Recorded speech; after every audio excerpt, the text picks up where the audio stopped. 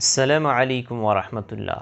کرسی پر بیٹھ کر نماز پڑھنا کیسا ہے؟ یعنی اگر کوئی شخص بیمار ہو اور وہ کھڑے ہو کر نماز نہیں پڑھ سکتا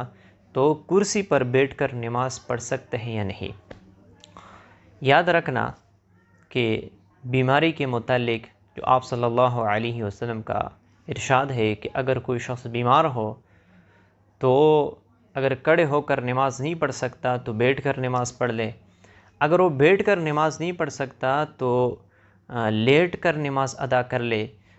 اب کرسی پر بیٹھ کر نماز پڑھنے کے بارے میں جو ہمارے علماء کرام فقہاء کرام نے جو بتایا ہے وہ یہ ہے کہ بغیر عذر کے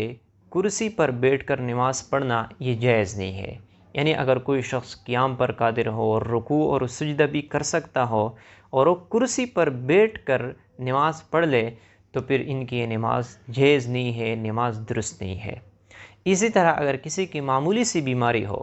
یعنی وہ قیام بھی کر سکتا ہے، رکوع بھی کر سکتا ہے، سجدہ بھی کر سکتا ہے، معمولی سی اسے تکلیف ہے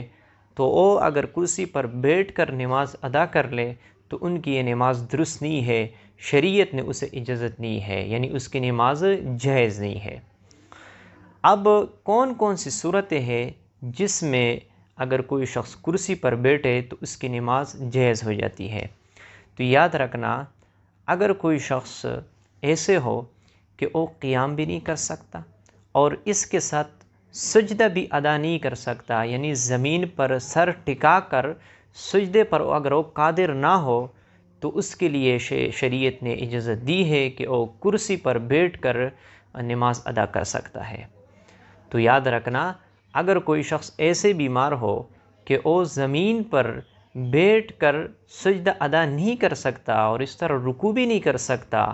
تو پھر شریعت نے اس کو اجازت دی ہے کہ وہ کرسی پر بیٹھ کر نماز ادا کر لے۔ لیکن بہتر صورت یہ ہے کہ وہ زمین پر بیٹھے، جس طرح بھی اسے سہولت ہو۔ اگر وہ آلتی پالتی مار کر بیٹھ سکتا ہے تو آلتی پالتی مار کر بیٹھے، اگر وہ تحیات کی شکل میں بیٹھ سکتے تو تحیات کی شکل میں بیٹھے اور رکوع اور سجدہ اشارے سے کر لے، بہتر صورت یہ ہے۔ لیکن اگر کوئی شخص سجدے پر بھی قادر نہیں ہے، رکوع پر بھی قادر نہیں ہے، قیام بھی نہیں کر سکتا تو اس کے لیے شریعت نے اجازت دی ہے کہ وہ کرسی پر بیٹھ کر وہ نماز پڑھ سکتا ہے۔ لیکن جب وہ کرسی پر بیٹھے تو رکوع بھی اشارے سے کر لے اور سجدہ بھی اشارے سے کر سکتا ہے، لیکن سجدے میں بنسبت رکوع کے زیادہ جھکے۔ اسی طرح اگر کوئی شخص ایسا ہو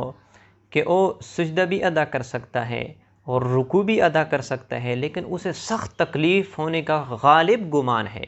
یعنی وہ یہ سمجھتا ہے کہ اگر میں رکوع کر لوں، سجدہ کر لوں زمین پر تو پھر مجھے سخت تکلیف ہوگا، اسے یہ غالب گمان ہو تو شریعت نے اس کو بھی اجازت دی ہے کہ وہ کرسی پر بیٹھ کر نماز ادا کر لے۔ بہتر یہ ہے کہ وہ زمین پر بیٹھے اور اشارے سے نماز ادا کر لے، لیکن پھر بھی اگر وہ کرسی پر بیٹھے اسے سہولت ہو تو پھر وہ کرسی پر بھی بیٹھ کر نماز ادا کر سکتا ہے۔ اسی طرح اگر کوئی شخص ایسا ہو کہ وہ یہ سمجھتا ہے کہ اگر میں رکوع اور سجدہ زمین پر بیٹھ کر ادا کر لوں تو میری بیماری میں اور بھی اضافہ ہوگا اور اس کا یہ غالب گمان ہو تو بھی شریعت نے اسے اجازت دی ہے کہ وہ کرسی پر بیٹھ کر نماز پڑھ سکتا ہے۔